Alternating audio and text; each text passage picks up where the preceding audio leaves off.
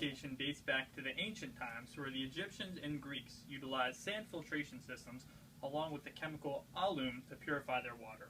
By the early 1900s, scientists understood that clear water did not necessarily mean clean water. Dr. John Snow of the University of London gained a greater understanding of water through research. He found that there are microorganisms that exist in water that could cause harmful effects to humans. As a result of John Snow's discovery, concerns arose about the quality of drinking water. Scientists began to strive for means to combat waterborne pathogens that could seep through filtration systems. In 1908, chlorine was first used as a disinfectant for drinking water. This sparked the chemical age of water purification. Deaths caused by diseases such as trachoma and polio, both commonly found in water, began to mitigate due to the advancements in water treatment facilities. The NEWater filtration process created by the Singapore Public Utilities Board utilizes a multi-stage system in its groundbreaking means of water purification. Before the NEWater process can begin, the wastewater must undergo pre-treatment through amide strainer units. The amide strainers are heavy-duty filters consisting of a system of 3 parallel units with a 4th in reserve. Each unit contains a media, or a screen, which is where particles that are too large to pass through are collected. This causes a buildup on the media, also known as filter cake, to form, which initiates the self-cleaning capability of the units. Self-cleaning is initiated once the pressure differential on the media reaches 0.5 bar. Specifically, this unit's self-cleaning system contains 2 steel brushes that sweep the filter cake out of the exhaust. This operation takes approximately 15 seconds, which allows the filtration unit to run uninterrupted. The screening range for these filters ranges from 200 to 3,500 micrometers, which removes particles from the size of sand all the way down to red blood cells. This pretreatment process is essential in order for the effluent to be able to be treated in the next step of the NEWater process, which is microfiltration and ultrafiltration. Although UV rays are an extremely effective way to eradicate microorganisms, an alternative route is the use of chlorine. Chlorine's high toxicity allows for the eradication of nearly all waterborne pathogens.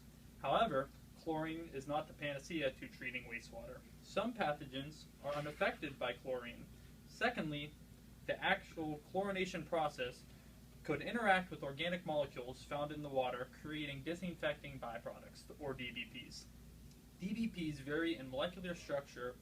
Some are extremely toxic to humans, such as chloroform, while others are chemically inert. With no means of controlling DBP selectivity in the chlorination process, UV treatment is favored in the NEWater process. Once the feed is pre-treated, it enters the primary filtration step in the NEWater process, micro and ultrafiltration. Micro and ultrafiltration is designed to remove suspended solids, remaining colloidal particles, bacteria, and viruses. It utilizes a dual membrane pressure-driven process with a semi-permeable membrane that selectively separates the particles based on their diameter. Particles that don't fit through the pores of the membrane are separated from the flow. Membrane pores in microfiltration range in size from 0.1 to 10 micrometers, and in ultrafiltration, the membrane pores are 2 to 10 nanometers in diameter. MFUF utilizes 2 configurations for the membranes, the dead-end configuration and cross-flow configuration. In dead-end, the feed flows perpendicular to the membrane, and particles that are too large to fit through the pores are caught on the membrane and separated from the feed. Alternatively, in the cross-flow configuration, the flow is fed tangential to the membrane, and the cross-membrane pressure difference causes particles to permeate through the membrane and effectively separates them from the stream. After microfiltration and ultrafiltration, the feed enters the next step of the purification process, which is reverse osmosis. Reverse osmosis is the tendency of water molecules to flow from an area of high concentration to low concentration of impurities of a semi-permeable membrane.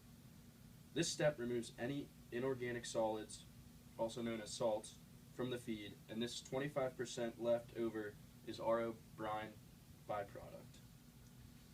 The byproduct is then further treated through a series of 3 steps, including biological activated carbon with microfiltration and ultrafiltration, capacitive deionization, and then back through another reverse osmosis cycle. The biological activated carbon unit is a simple column with a diameter of 200 millimeters, and it prevents particulate fouling of the CDI cells. The CDI step uses electric fields to generate a highly concentrated RO brine waste stream. Because of this retreatment process, 18% more pure water product is generated, which increases the overall efficiency of the NEWater process. An alternative method to the reverse osmosis treatment in the NEWater process could be the use of selective nanomaterial membranes. Nanomaterial membranes are surfaces that are porous in nature, only allowing for certain molecules, such as water, to pass through the membranes, while other larger molecules, such as chlorine and potassium, will be confined by the membrane. Nanomaterial membranes, such as graphene oxide, are also extremely thin in nature, unlike the filters found in the reverse osmosis process. The large filters used in the reverse osmosis demonstrate extremely low permeability, mitigating the flow of water through the filters. Graphene filters, much smaller in nature, allow for higher flow rates through the membrane, allowing for more water to be purified in less time. Furthermore, the high permeability of the selective nanomaterial membranes allow for less pressure to be used to pump the water through the system, resulting in the use of less energy by the system. The final step in the NEWater process after reverse osmosis is the ultraviolet radiation purification. The common goal of this is to destroy the microorganisms within the water and by exposing them to ultraviolet energy. UV rays don't affect the water because it is a chemically free process, but they prevent the microorganisms from reproducing. The radiation forms pyrimidine dimers from 2 adjacent pyrimide bases that stem from the DNA's double helix structure. With enough energy, the bases are fused together to each other, breaking the pi bonds. As a result, the DNA in the microorganism is altered and no longer is able to reproduce. This process effectively destroys 99.9% of the microorganisms within the water. However, it does not remove the microorganisms and will need to be filtered out in a further process.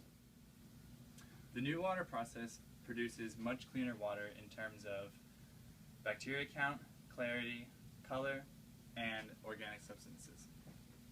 It produces over 270,000 cubic meters per day for industrial and commercial companies such as silicon, wafer fabrication companies, the power industry, and air conditioning companies.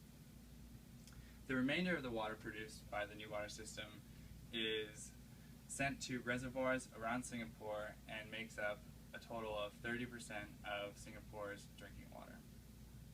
In conclusion, the NEWater process is a very energy and cost-efficient means of wastewater purification and will only continue to get better in the future.